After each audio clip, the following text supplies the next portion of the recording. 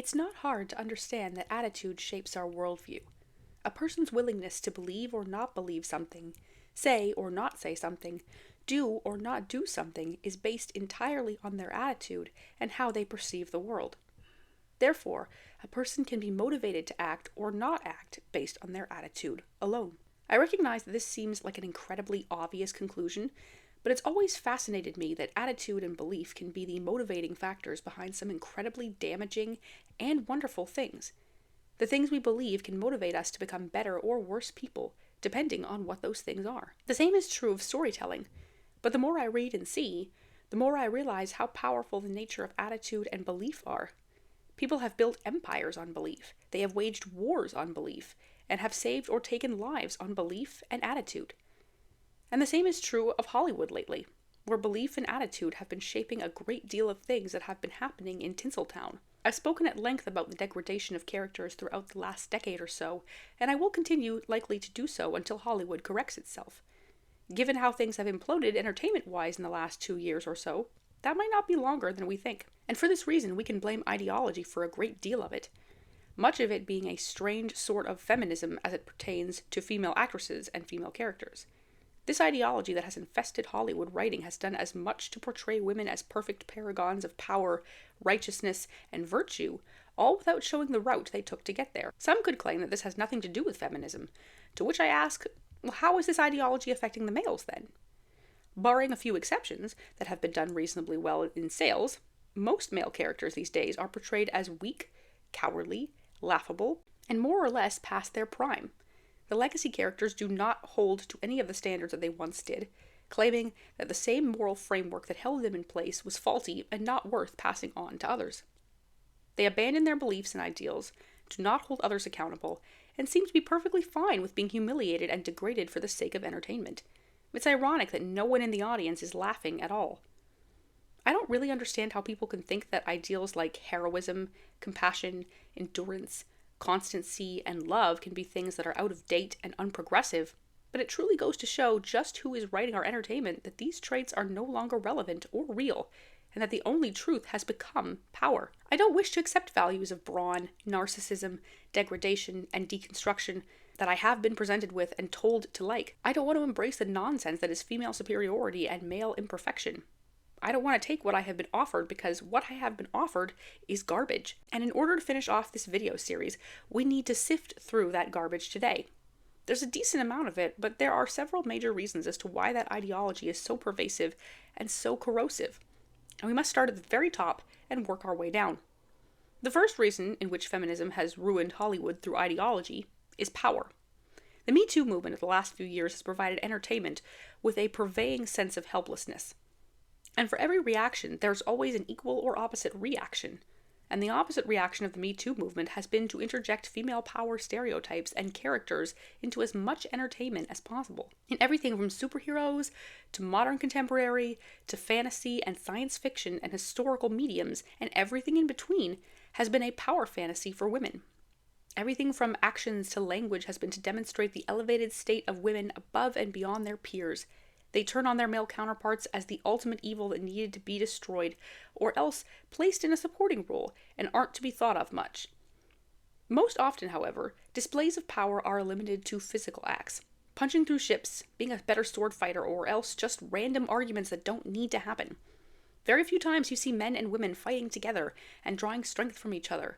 Many times those scenes are far better than the ones in which it is a female knocking out or else schooling a bunch of men. And the ideology of this new wave of feminism seems to be stating that power belongs to the female alone and cannot be shared because then it would cease to be power, that sharing any form of strength isn't strength at all.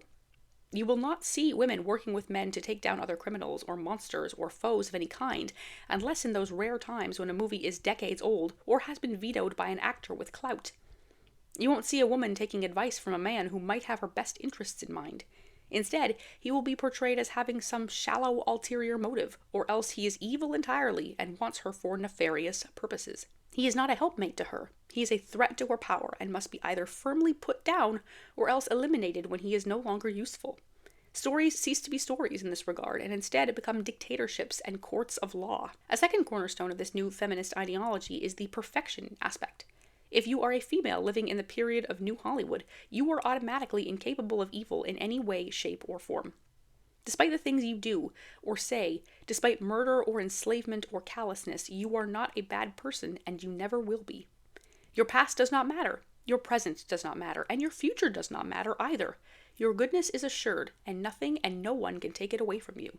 If they try, they are the evil ones, and at worst, you are simply misunderstood. I can think of far too many examples over the years of the inherent goodness of females mixed with some sort of strange power dynamic which makes them cold and careless with everyone around them. Every woman is perfect unto herself and needs no others to add or take away from the perfection that she naturally possesses. Most stories these days are taken up with declaring that their female heroine was perfect all along, and she only needed to realize it in order for the plot to be fulfilled. Oftentimes, this level of perfection leads to stagnation in storytelling, because most characters begin and end the story in the same way. They don't go through a journey or a character arc in order to reach some level of bravery. They simply had it all along, and it is others that need to change in order to realize it. Perfection is guaranteed, and evolution is no longer necessary. Whatever state a female character finds themselves in is always the right one, and woe to anyone who disagrees. Yet a third aspect of modern feminism's destruction of Hollywood writing through ideology is through the aspect of accountability. This leads into the perfection aspect, which claims that there was nothing wrong to begin with, and as such, everything that a female character does is justified somehow. It's becoming more and more disturbing to see female characters engage in things like genocide, high degrees of discrimination, or else mind enslavement and face next to no consequences for them. It's even more disturbing to see other characters try to justify their actions as if they are not guilty of murder and terrorism. Monica, she blasted you halfway across New Jersey. And I survived because she chose to protect me. She's holding thousands of people hostage. And it could have been thousands more if she hadn't put up her own quarantine. Wow, this is garbage. You actually like this? This blurring of the lines between good and evil does not bode well for the future of storytelling, because the fundamental differences between the two great antagonists of a story are being lost. We are not meant to wish for the success and happiness of a villain just because they had a difficult life. Evil actions remain evil actions, no matter the motivation or the cause. And the fact that we are trying to be brought to the side where evil is not seen as truly reprehensible anymore is both narratively and morally disturbing. And yet for the female characters, no action is too far, no state of being is too malevolent, and no one woman is ever truly evil because it goes against the established narrative.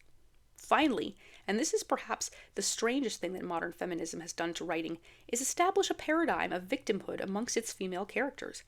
This is so strange because of its juxtaposition with power. At once, female characters are the most powerful people in the world and the biggest victims possible. I don't know how it can be one or the other, let alone both things at once. People do not exist utterly in one spectrum or another. They can be many things at once, and it is the most insulting thing in the world to claim a person as a victim because of the effects of the patriarchy, or whatever other nonsense one wishes to call it. But maybe the equation has worked itself out sort of like this. Women are victims of terrible abuses, thus they do not have to take accountability for anything they have done because of their circumstances. This results in them being perfect because according to this logic, they have done no wrong, and this clears the way for them to be the most powerful people they can be. Aha! I understand everything now. Does any of that make sense? It makes a terrible sort of sense to me, and until this strange degree of feminism is eliminated from Hollywood in general, and writing in particular, until sense returns to a great deal of the execs, until the activists are let go, until even bankruptcy is being threatened, I don't think anything is going to change anytime soon. Thanks so much for watching this video, guys. Be sure to leave a comment down below on what you think of this pervasive Hollywood brand of feminism, and let the conversations begin.